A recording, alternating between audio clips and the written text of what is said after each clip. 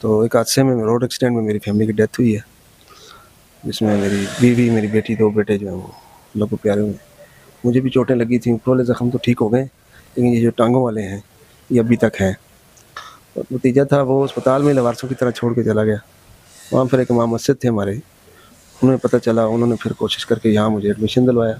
रहीम अस्सलाम वालेकुम। आप देख रहे हैं वॉइस ऑफ पंजाब और वॉइस ऑफ पंजाब के साथ आपका होस्ट आपका दोस्त इस वक्त मौजूद है ZUK ओल्ड एज होम, जो कि कमेटी चौक में मुनक्किद है। ओल्ड एज क्या होता है? मेरे लिए एक नया और दिल खराश किस्म का ये सामना हुआ इस इदारे के साथ, या इस हकीकत के साथ मेरा सामना हुआ। दिल खून के आंसू होता है यहाँ आकर, यहाँ के लोगों के साथ मुलाकात करके।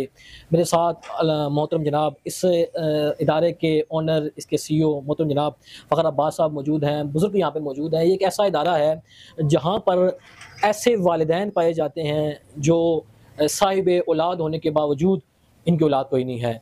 यानी एक ऐसे मैं कह सकता हूँ कि किस्मत के सितम ज़रीफ़ी देख कहें इसको, या कुछ भी कहें, बदनसीबी कहें, या सितम ज़रीफ़ी कहें, या ज़हे किस्मत कहें, कि वो ऐसे तमाम वालिदैन जिनको उनकी अपनी औलाद अपने घर से निकाल देती है, देखभाल नहीं करती, ऐसे अफराद जहाँ रह रहे हैं, उस एक इदारे का नाम है ZUK ओल्ड एज होम। यहाँ कमेटी चौक में ये इनका इदारा बना हुआ है। फ़खर साहब यहाँ पर मौजूद हैं। बुज़ुर्गों के साथ, वालिदैन के साथ मैं आपकी मुलाकात करवाता हूँ। मेरे साथ एक बुज़ुर्ग मौजूद हैं, वालिदैन मौजूद हैं। आपकी इनके साथ मुलाकात भी करवाता हूँ, बातचीत करता हूँ, पूछता हूँ इनसे कि माशाल्लाह ये काफ़ी अच्छे नज़र आ रहे हैं, इसके बावजूद ये इस ओल्ड एज होम में कैसे आए हैं। अस्सलाम वालेकुम जी। वालेकुम अस्सलाम। सबसे पहले तो मैं आपसे इंतहाई माज़रत चाहूँगा। मुझे पता है ये ऐसी हकीकतें बयान करना इंसान के लिए बड़ा मुश्किल होता है, तो मेरी तरफ से माज़रत कबूल कीजिएगा। मुझे अपना तारुफ़ करवाइएगा, आप कौन हैं? क्या नाम है आपका? सैयद मुस्तफ़ा हुसैन शाह बुखारी मेरा नाम है, जी। और मैं ज़िला एबटाबाद में रहा हूँ, और शादी मेरी पंजाब में हुई है, मेरे मामू की बेटी से, और वहीं पर मैंने जॉब की है। तो एक हादसे में रोड एक्सीडेंट में मेरी फैमिली की डेथ हुई है, जिसमें मेरी बीवी, मेरी बेटी, 2 बेटे जो हैं वो अल्लाह को प्यारे हुए। मुझे भी चोटें लगी थी, ऊपर वाले ज़ख्म तो ठीक हो गए, लेकिन ये जो टाँगों वाले हैं, ये अभी तक हैं। और नतीजा था वो अस्पताल में लवारसों की तरह छोड़ के चला गया। वहाँ फिर एक इमाम मस्जिद थे हमारे, उन्हें पता चला, उन्होंने फिर कोशिश करके यहाँ मुझे एडमिशन दिलवाया। अभी मैं 1 साल से ज़्यादा अरसा हो गया, तो ये ऑपरेशन करवाया था फ़खर ने। अभी भी जो है मेरा इलाज जारी है, मेडिसिन, पट्टियाँ सब ये बेटा करता है। अल्लाह से जज़ाए खैर शाह दे। जी, मुझे ये बताइएगा कि जो रोड हादसा हुआ था, उसमें आपकी मुकम्मल फैमिली गुज़र गई? जी। आपका भी कोई बेटा या बेटी है इस दुनिया में? नहीं। तो आप बच गए थे उस रोड हादसे हाँ में, जी, मैं पीछे। लेकिन आपका टाँगों में फ्रैक्चर वगैरह आए हुए हैं, जो जिनका जी। इलाज जो है वो फ़खर भाई करो। अच्छा, मुझे ये बताइएगा फिर आपको जब ये हादसा पेश आया, ये एग्ज़ैक्टली किस जगह पेश आया था? ये फैसलाबाद से गोजरे जा रहे थे। फैसलाबाद से आप गोइठा जा रहे थे जी, जो ये सानिया, ये अफ़सोसनाक वाक़या पेश आया, तो हॉस्पिटल वगैरह आपको कौन लेके गया? कोई आपके अपने बहन-भाई भी हैं? नहीं, शुरू में तो जो है ना 112 वाले जो थे उन्होंने पहुँचाया।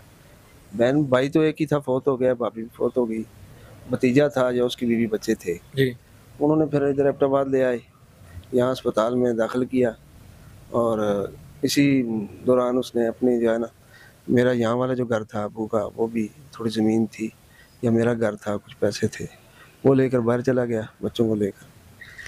तो सर पे चोट लगने की वजह से कुछ अर्सा मैं कोमे में भी रहा, और शुरू में तो इसी हालत से उसने फ़ायदा उठाया, तो मेमोरी भी जो है वो भी कमज़ोर हो गई थी। अब वो जो सिम थी वो भी उसने गुम, अब मेरे पास जो छोटा फ़ोन है उसमें यहाँ के नंबर हैं जो अपने इधर के हैं, और मेरा कोई राब्ता नहीं है, और अब कोई देखे सुने तो इस चीज़ से राब्ता कर सकता है या मुझे मिल सकता है, और तो जी, यानी आपके भतीजे ने आपका जो रावलपिंडी में घर वगैरह था, या जो आपके पास कुछ जमा पूँजी थी वो लेके वो चला गया, आपको यूँ ही हॉस्पिटल में छोड़ के। फिर आप यहाँ कैसे आए हैं? यहाँ हमारे इमाम मस्जिद थे, जी। उनका एक दोस्त था यहाँ, उन्होंने उनसे बात की, उन्होंने फिर यहाँ फ़खर के पास मुझे लेके आए, फिर यहाँ एडमिशन हुआ। यहाँ कितना अरसा हो गया आपको? 1 साल से ऊपर ही हो गया। तो जी, मुझे ये बताइएगा कि यहाँ आप जो रह रहे हैं, इंसान की बुनियादी ज़रूरियात में से खाना-पीना, रिहाइश और इलाज मुआवजा की सहूलियात होती हैं। यहाँ ये सारी चीज़ें आपको मिल रही हैं? अल्हम्दुलिल्लाह अच्छे से अच्छे कोशिश कर रहा है बेटा, अच्छा। कि हमारे लिए जो भी बन पड़ता है इससे वो होता है। तो मैं जो भी दोस्त आते रहे, बेटे, बच्चे, तो मैं ये रिक्वेस्ट करता हूँ कि इस अदारे की आप सपोर्ट करें जी, कि इस बच्चे के पास फंड होगा तो वो हम पे खर्च करेगा ना। ठीक। जितना ज़रूरियात हैं वो पूरी करना इसके लिए जो है हर मंथ वो कुछ दोस्तों के साथ मिलके कर रहा है बेचारा। लेकिन ये इसका बहुत बड़ा काम है, अल्लाह इसे जज़ाए खैर दे। यूँ लावारिस या कुछ ऐसे हैं जिनके वारिस होते हुए भी लावारिस हैं, उनको इसने अपने बुज़ुर्गों की तरह रखा हुआ है, ठीक। अखलाकी तौर पे भी। और जैसे बच्चे बात सुनते हैं, कोशिश करते हैं, हमें जो भी ज़रूरत होता है हम उसे कहते हैं, तो हाँ जी, बच्चों की मैं तरह। आपके दुःख में बराबर का शरीक हूँ और जिस तरह आपने ये कहा है कि इस इदारे के साथ, यहाँ के लोगों के साथ ताउन करना चाहिए, हम भी इंशाअल्लाह अपने देखने वालों को भी यही कहेंगे। आप कोई ऐसा पैगाम, आप चूँकि बुज़ुर्ग हैं, ज़िंदगी आपने गुज़ारी है, नशीब-ओ-फ़राज़ आपने देखे हैं, कोई पैगाम देना चाहें देखने वालों को, वालिदैन को या उनके बच्चों को? जिनके वालिदैन हैं और अगर औलाद उनकी कदर नहीं कर रही, तो ये तो पंजाबी च भी कहते हैं ना, करनी भरनी पैंदी है। जी, तो ये चीज़ तो आएगी उनके सामने। अभी मौका है, अगर उनमें बुढ़ापे में कुछ चीज़ें आ जाती हैं, कुछ बुज़ुर्ग चिड़चिड़े हो जाते हैं, कुछ ऐसा, लेकिन उसका मतलब ये नहीं होता कि उन्हें आप घर से निकाल दें। और जो बुज़ुर्ग हैं, भाई हैं, बाकी जितने भी रिश्ते अल्लाह ने बनाए हैं, वो ये आखिरी वक़्त तक जो है ना साथ देने के लिए होते हैं। यूँ तंगी तकलीफ़ में या कोई दुःख आ जाता है या ऐसी कोई बीमारी आ जाती है, तो उससे बेज़ारी नहीं करनी चाहिए। आखिर हम सब ने जाके अल्लाह को जान भी देनी है और जवाब भी देना है। तो आखिरत का फ़िक्र हो, दीन में से सीखें, दीन से वाबस्ता रहें। इस्लामी तालीम अगर बच्चों में होगी तो उन्हें ऑटोमेटिकली अल्लाह का खौफ भी होगा और वो हया और आपका एहसास भी करेंगे।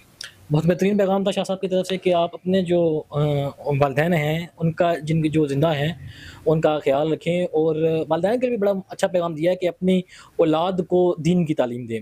बच्चों में दीन की तालीम होगी तो वो आपका ख़्याल